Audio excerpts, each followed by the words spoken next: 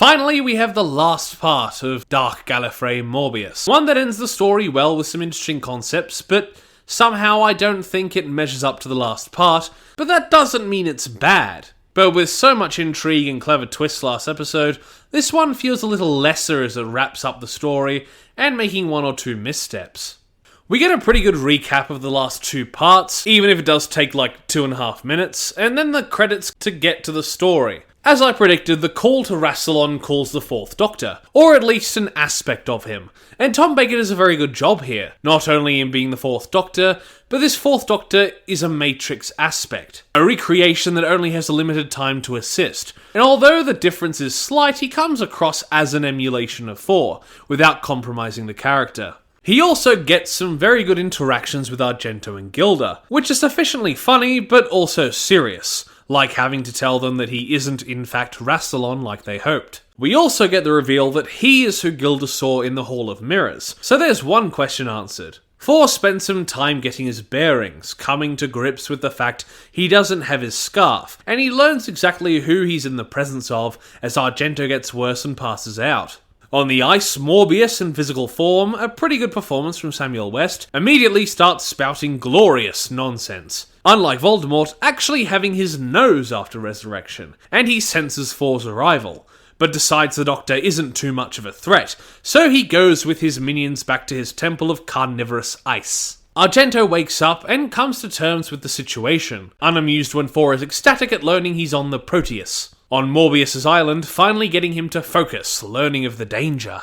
Coming up to the temple, the Shimmering Man comes across Morbius, and after some more confusing riddles, Morbius just up and kills him. Well, that was one plot point we don't get an answer to, which, sure, it gives Morbius a good scene to demonstrate his power and anger, but it's wholly unsatisfying when the Shimmering Man has been such a focus of the past 2 episodes. The only thing I remember coming about from his comments being that, according to the TARDIS wiki, he mentioned Argento would meet the son of her son, which did happen with the Multitude/Collective, or whatever you want to call them. Pretty disappointing in retrospect. 4 reminisces about the brain of Morbius, finally getting the full rundown of the situation, with Gilda keeping watch. And we get some nice little bits from Argento, like her regretting the way she's treated Gilda, and giving us a better look at her regenerative issues. The performance really showing her desperation, and the Doctor unable to cure her, so Argento resigns herself to power through her issues. I like that they're giving her a lot of agency in her right mind. Now that we've seen her at her worst,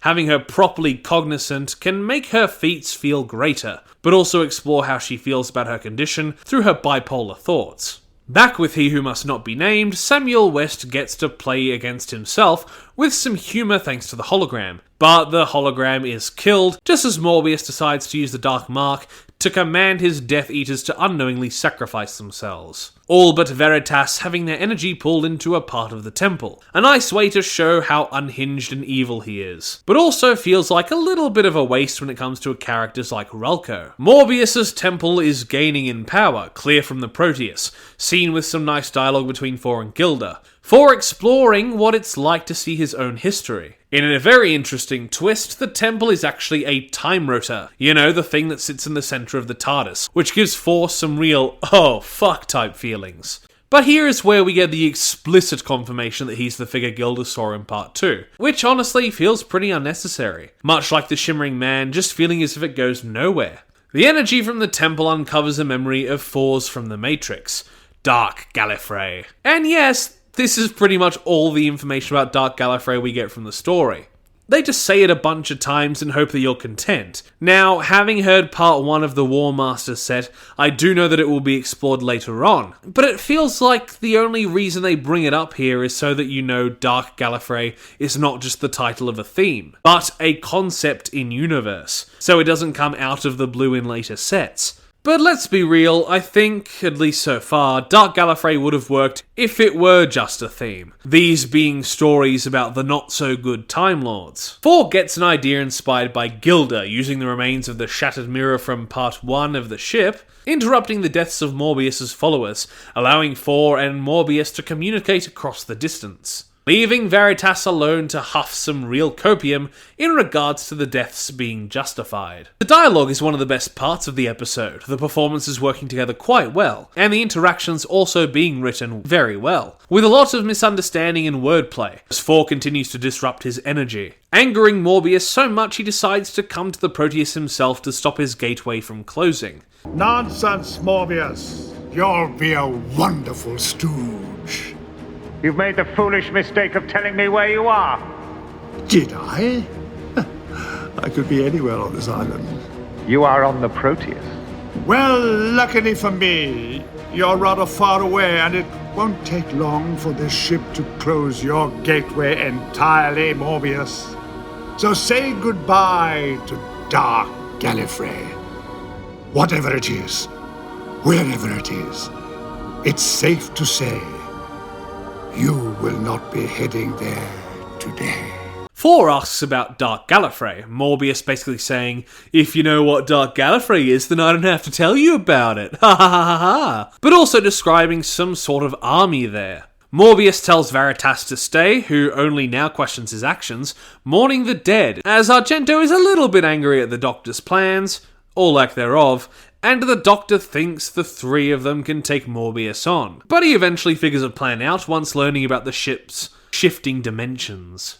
Morbius arrives at the ship, Gilda confronting him about Middlewitch's death, a nice confrontation from the meek character. 4 and Morbius finally meet, having his retinue come aboard and stand guard. 4 and Morbius get some more nice verbal sparring, not as good as before, but still good. Morbius wants to destroy the ship, as it interferes with his plans. His only option to have the Doctor switch off his disruptor himself. You could shut down the scatter mass safely with a flick of the switch. But I'm afraid I have to do the flicking. Biometrically locked, do you see? You seek to bargain with me. Well, I have a pretty good hand. This one, hello, old hand. But I can tear that hand from you. And to operate this switch, I would wear it like a glove. The Doctor quite eloquently calls this version of Morbius the mind of Morbius, and continues to poke Morbius into being foolhardy, going into the lower decks with the Doctor alone. Gilda and Argento are hiding in the secondary control room, planning to take off into the vortex to die, Morbius along with them. This Morbius gives us some exposition, having gotten the Time Rotor Temple, its workings and the way to gain an army from a future self. A nice detail, but this is when the trap is sprung in a fantastic idea and execution. As in a rematch of their combat from the brain of Morbius, the Doctor makes the game a little different this time, confronting Morbius as he hides and faints, away from Morbius in the switching and swapping walls. Samuel West's desperate and furious performance, once again working well off the jovial Doctor. Gilda and Argento get a good scene as Gilda starts to panic, but Argento is resolute that they should sacrifice themselves to save the universe, taking off into the vortex as Morbius badassly starts breaking down the walls by fist, and only now realizing 4 is a projection from the Matrix, fighting him mentally with another well-written battle of morals, but also a physical spar to the death. We get a nice little scene in the middle of the action as Veritas says goodbye to a wasting away Ralco, still enthralled even as she dies. Veritas gets a communication from Argento, so he has to give her the bad news. And after a nice little character detail, he lowers the force fields so that the ship will collide with Morbius's gateway to his promised land. Ralco is still insistent that he stops interfering, but he continues to help and decides to carry her with him much like Morbius earlier. In a pretty cool and clever move, in the Mindscape, 4 summons the hodgepodge Morbius from his original story to fight Morbius for him. What a kick in the vanity that must be. Although it doesn't last long. Argento, and to a lesser degree Gilda, cheer as they fly into oblivion, knowing Morbius will go down with them, as 4 is recalled to the Matrix, only humiliating Morbius more. With Morbius dealt with, the other passengers open up a door to the vortex, and hoping the young woman will survive, Argento gets a fantastic last moment, throwing Gilda overboard and sailing into true oblivion. Veritas appears again, happy Morbius is gone, and that he gets to die along with all his soul buddies. Gilda falls through the vortex, 4 attempting to reach her, and reassuring Gilda that in the end it was all worth it. The Proteus becoming a ghost ship inside the vortex, popping in every now and again, becoming legend, making Argento a household name thanks to her actions. And he asks her that should she survive, she should warn others of Dark Gallifrey, which ends up feeling a little cheap, but I do admit ties in well as we learn once landing in the past of Khan, she becomes Narata, the older woman who's been narrating this whole story, coming full circle in a both happy and slightly melancholy end as she is accepted by the Khan of that time. So she started writing, changing her name, and eventually she meets a young Gilda, who we get to see saying goodbye before voyaging aboard the Proteus. A very clever way to take the story full circle, and written and mixed pretty well. So that was part 3 of Morbius. Now while I think episode 2 is my favourite, this is a pretty good conclusion to the story, even if it kind of unceremoniously drops points from the past 2 episodes. We get great set pieces like the fight under the ship and in the mind, and excellent acting between Argento, Morbius and Four. But let's be honest, you almost can't go wrong with Four. The way the story comes round in Gilda being Narata is probably the best way they can play it. Otherwise, having the narrator would have felt pretty unnecessary, along with the chapter segregations. Chapters that split each episode into parts, but not the parts on the track list, oddly enough. For what is supposed to be the big finale, the writing and dialogue is great, but there is a little bit of middling around. Or should I say, middle witching around. Haha!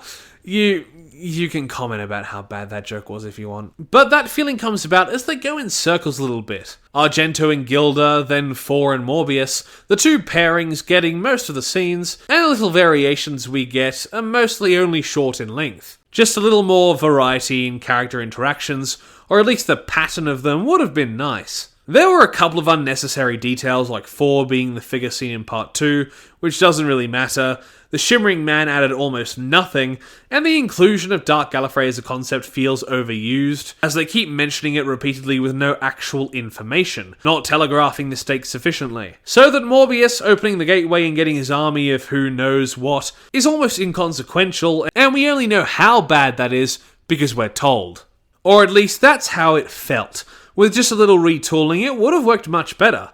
Like how Four using Morbius' anger against him is clever, but with how quick it happens, it makes Morbius, this mythical figure, supposedly back to his full power, look like a little bit of a chump. Even with those little upsets, it was a solid finale. It just wasn't my favourite of the 3, so I'll slide it just under part 1 as a 7.5. Quite good, but I found myself liking part 2's intrigue and creativity, and part 1's bottle, almost shining like isolation and cabin fever themes more. Thank you everybody for watching my review of Morbius Part 3. Originally this was just going to be one long video, but I ended up recording for about an hour, so I decided to split them up and release them across the week. Please like the video if you liked it, comment down below if you wish, and consider subscribing to the channel, and if you do, ring that notification bell so that you're told every single time that I make an upload. Once again, thank you for watching, and I will see you in the next review. Bye! Toast. A little piece of toast. Because there's so much to choose from. There's brown bread, white bread, all sorts of wholemeal bread. It comes in funny packages with writing on the side.